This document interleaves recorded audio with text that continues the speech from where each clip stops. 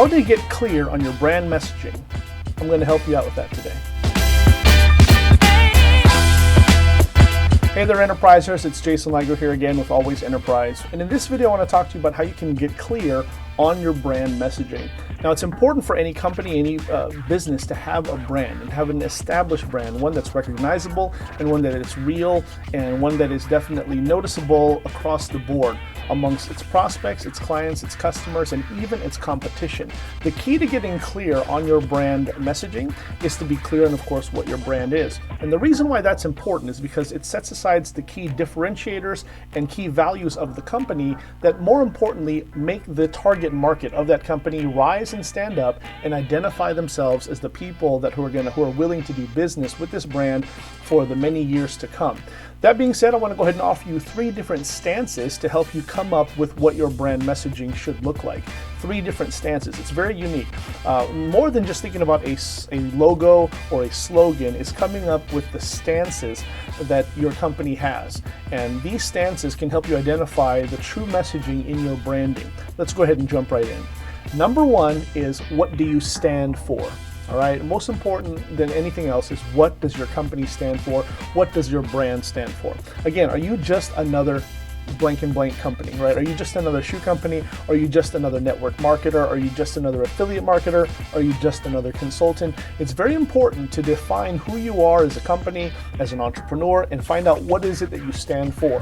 When you can identify what you stand for, in essence, you're identifying the person that you're trying to serve, the people, the movement, the individual that you're trying to serve and trying to help and trying to empower. That is why it's important to determine what you stand for. Number 2, what do you stand against? That's right, you need to also understand that you should have something that you stand against. You can't stand for something without standing against something else. And this is, I think, is very important. This is definitely one of those values that people kind of struggle with, and as a result, it's they're not successful in their business and reaching a large audience because they're too busy trying to be all things to all men, and that's the last thing that you want to be. You definitely want to be clear and draw the line somewhere. All right. Now, this is not to say that you're running hate campaigns or that you're making it clear to be abusive or to be poisonous and toxic towards other groups or other parties, but you also need to be clear on the things that you stand against. So again, you're not here to help everybody. You certainly can't do that. And if you're trying to reach everyone in a certain way without having some values that go against some other things, then it's just not going to be successful for you in the long run. If you think about some of the greatest personalities in sports, in business, even in politics, right? One of the keys to being successful in their campaigns is that of being polarizing and being captivating and really identifying with their audience. The way that you do that is to stand for something, but also stand against something. So determine what it is that you stand against.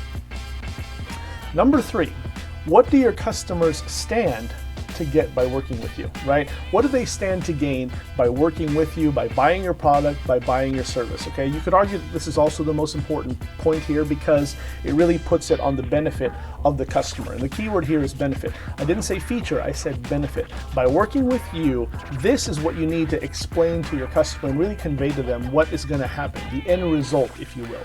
What is it that they can look forward to achieving, to becoming, to changing? How is their life going to be empowered? How is their life going to be better? Are you going to make them money? Are you going to save them money?